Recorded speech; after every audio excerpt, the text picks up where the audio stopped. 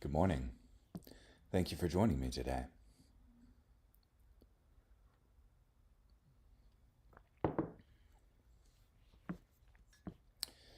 This morning we'll be in 1 Samuel chapter 12, verse 1 through chapter 13, verse 22.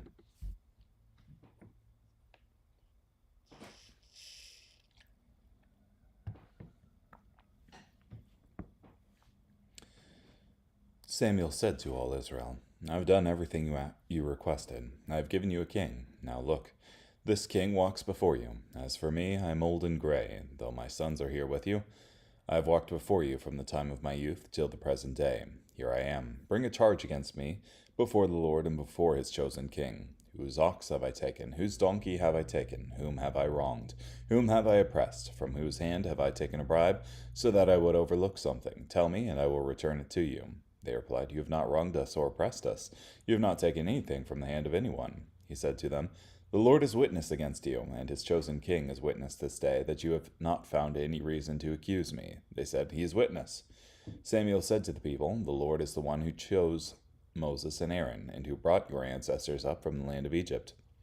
Now take your positions, so I may confront you before the Lord regarding all the Lord's just actions toward you and your ancestors. When Jacob entered Egypt, your ancestors cried out to the Lord. The Lord sent Moses and Aaron, and they led your ancestors out of Egypt and settled them in this place. But they forgot the Lord their God, so he gave them into the hand of Sisera, the general in command of Hazor's army, and into the hand of the Philistines, and into the hand of the king of Moab, and they fought against them. Then they cried out to the Lord and admitted, We have sinned, for we have forsaken the Lord, and have served the Baals and the images of Ashtaroth. Now deliver us from the hand of our enemies, so that we may serve you. So the Lord sent Jerubbaal, Barak, Jephthah, and Samuel, and he delivered you from the hand of the enemies all around you, and you were able to live securely. When you saw that King Nahash of the Ammonites was advancing against you, you said to me, No, a king will rule over us, even though the Lord your God is your king. Now look, here is the king you have chosen, the one that you asked for. Look, the Lord has given you a king. If you fear the Lord, serving him and obeying him, and not rebelling against what he says, and if both you and the king who rules over you follow the Lord your God, all will be well. But if you don't obey the Lord and rebel against what the Lord says, the hand of the Lord will be against both you and your king. So now take your positions and watch this great thing that the Lord is about to do in your sight. Is this not the time of the wheat harvest? I will call on the Lord so that he makes it thunder and rain. Realize and see what a great sin you have committed before the Lord by asking for a king for yourselves. So Samuel called to the Lord, and the Lord made it thunder and rain that day. All the people were very afraid of both the Lord and Samuel. All the people said to Samuel, Pray to the Lord your God on behalf of us, your servants, so we won't die, for we have added to all our sins by asking for a king. Then Samuel said to the people, Don't be afraid. You have indeed sinned. However, don't turn aside from the Lord. Serve the Lord with all your heart. You should not turn aside after empty things that can't profit and can't deliver, since they are empty. The Lord will not abandon his people because he wants to uphold his great reputation. The Lord was pleased to make you his own people. As far as I'm concerned, far be it from me to sin against the Lord by ceasing to pray for you. I will instruct you in the way that is good and upright. However, fear the Lord and serve him faithfully with all your heart. Just look at the great things he has done for you. But if you continue to do evil, both you and your king will be swept away. Saul was 30 years old when he began to reign. He ruled over Israel for 40 years.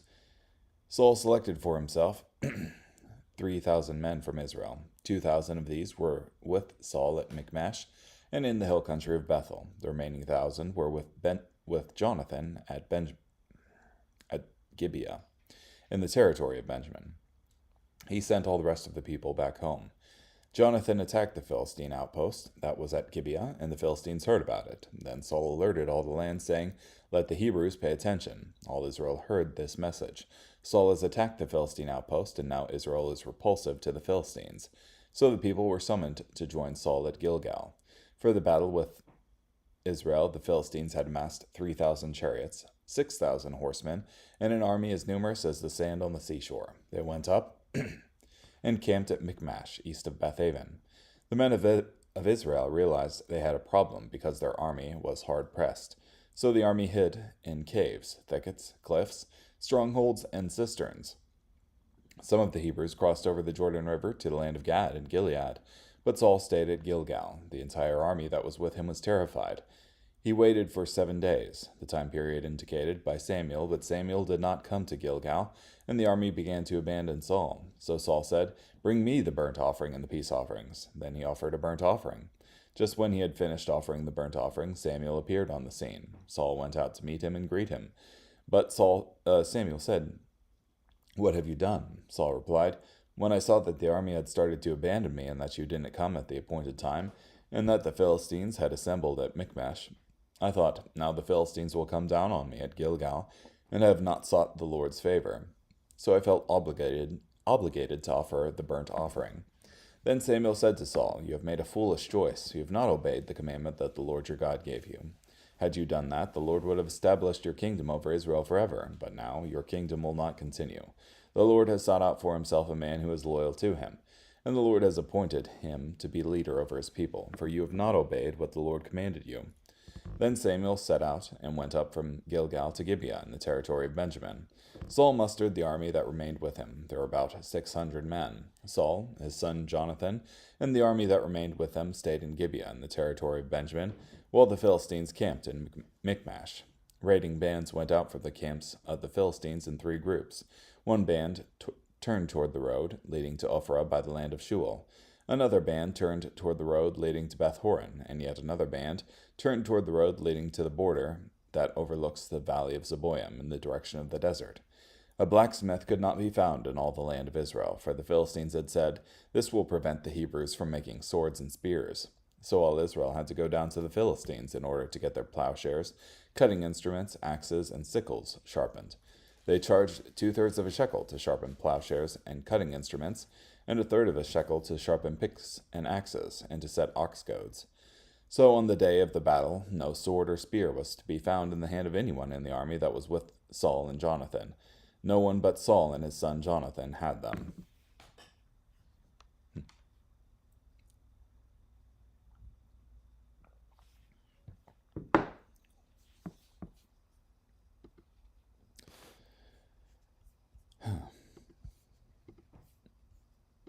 Yeah, so 2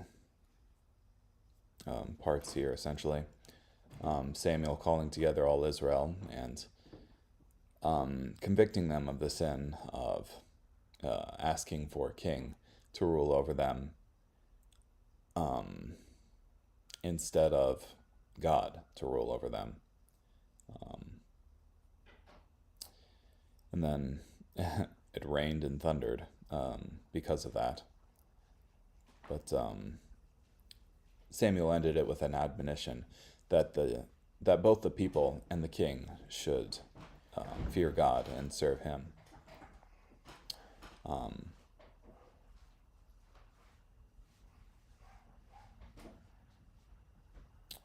Yeah, in 1 Samuel 12:23, it says, "As far as I am concerned, far be it from me to sin against the Lord by ceasing to pray for you. I will instruct you in the way that is good and upright. However, fear the Lord and serve him faithfully with all your heart.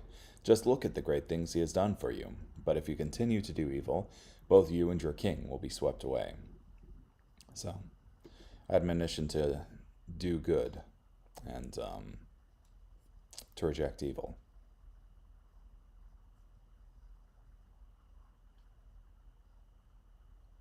Yeah. So,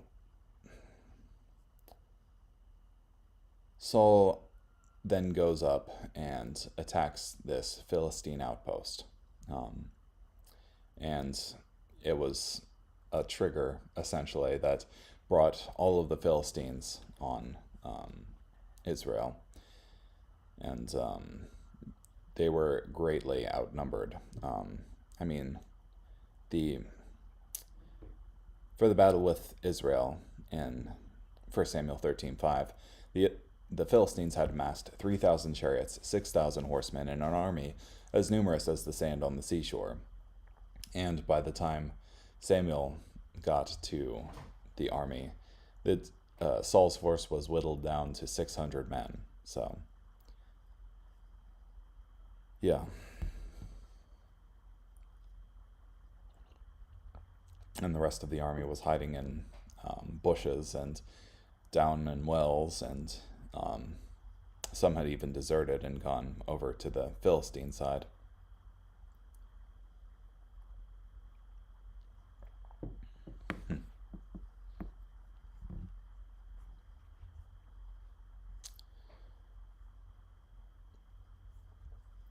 Anyway, carrying on.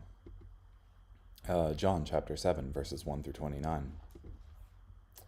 After this, Jesus traveled throughout Galilee. He stayed out of Judea because the Jewish leaders wanted to kill him. Now the Jewish Feast of Tabernacles was near. So Jesus' brothers advised him, "Leave here and go to Judea so your disciples may see your miracles that you are performing. For no one who seeks to make a reputation for himself does anything in secret. If you are doing these things, show yourself to the world." For not even his own brothers believed in him. So Jesus replied, "My time has not yet arrived, but you are ready at any opportunity. The world cannot hate you, but it hates me, because I am testifying about it, that its deeds are evil. You go up to the festival yourselves. I am not going up to this feast, because my time has not yet fully arrived." When he had said this, he remained in Galilee. But when his brothers had gone up to the feast, then Jesus himself also went up, not openly, but in secret. So the Jewish leaders were looking for him at the feast, asking, "Where is he?" There was a lot of grumbling about him among the crowds. Some were saying, "He is a good man," but others, "He deceives the common people." However, no one spoke openly about him for fear of the Jewish leaders. When the feast was half over, Jesus went up to the temple courts and began to teach. Then the Jewish leaders were astonished and said, "How does this man know so much when he has never had formal instruction?" So Jesus replied, "My teaching is not from me, but from the one who sent me. If anyone wants to do God's will, he will know about my teaching, whether it is from God or whether I speak from my own authority. The person who speaks on his own authority desires to receive honor for himself. The one who desires the honor of the one who sent him is a man of integrity, and there is no unrighteousness in him. Hasn't Moses given you the law? Yet not one of you keeps the law. Why do you want to kill me?" The crowd answered, "You are possessed by a demon. Who is trying to kill you?" Jesus replied, "I performed one miracle, and you are all amazed. However, because Moses gave you the practice of circumcision, not that it came from Moses, but from the forefathers, you circumcise a male child on the Sabbath. But if a male child is circumcised on the Sabbath, so that the law of Moses is not broken, why are you angry with me because I made a man completely well on the Sabbath? Do not judge according to external appearance, but judge with proper judgment." Then some of the residents of Jerusalem began to say, "Isn't this the man they are trying to kill? Yet here he is, speaking publicly, and they are saying nothing to him. Do the rulers really know that this man is the Christ? But we know where this man comes from. Whenever the Christ comes, no one will know where he comes from." Then Jesus, while teaching in the temple courts, cried out, "You both know me and know where I come from, and I have not come on my own initiative, but the one who sent me is true. You do not know him, but I know him, because I have come from him, and he sent me."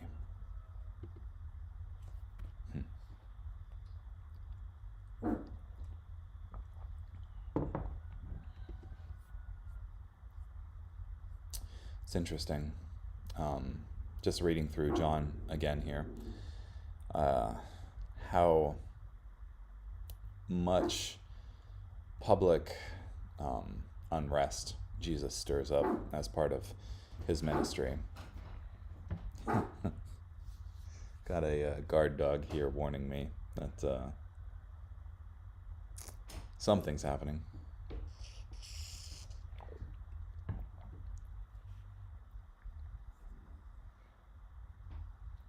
Yeah.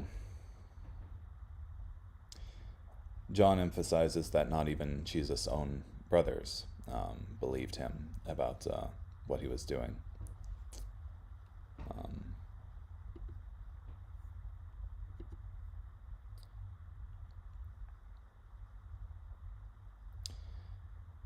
Yeah, and then the crowd themselves, a lot of them were grumbling about him in John chapter 7, verse 12. Some were saying he's a good man, but others said he deceives the common people. And isn't that so today, that those same sorts of thoughts perpetuate about Jesus? But in reality, he's God himself.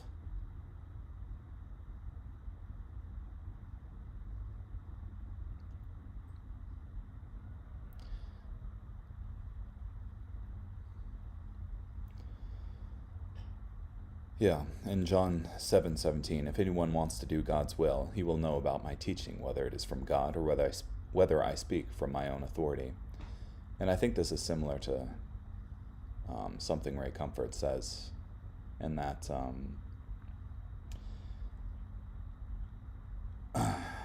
our own conscience within us testifies that what Jesus is saying is correct. So,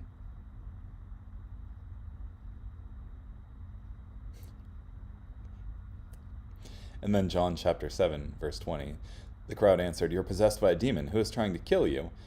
And you also have in John 7:25, then some of the residents of Jerusalem began to say, "Isn't this the man they are trying to kill?" So it's just funny to me that you've got this question and the answer in the same breath, essentially. Okay, carrying on. Psalm 108, verses 1 through 13.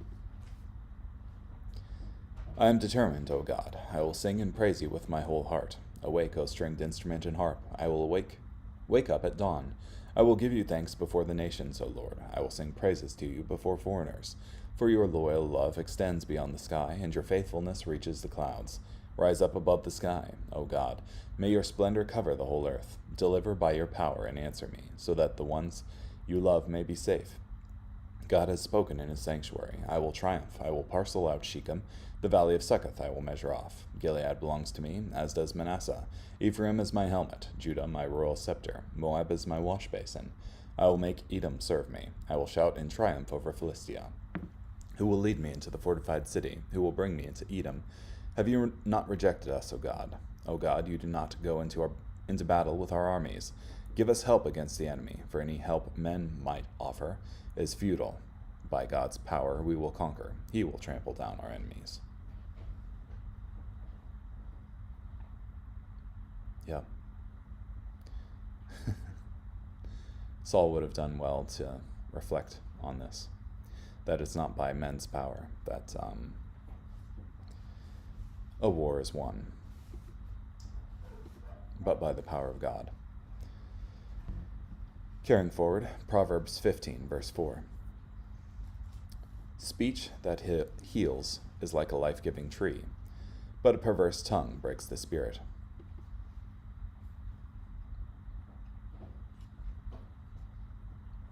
Yeah.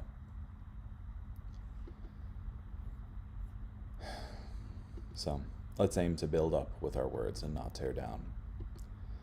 Okay, well, thank you so much for joining me today. Hope you have a great day.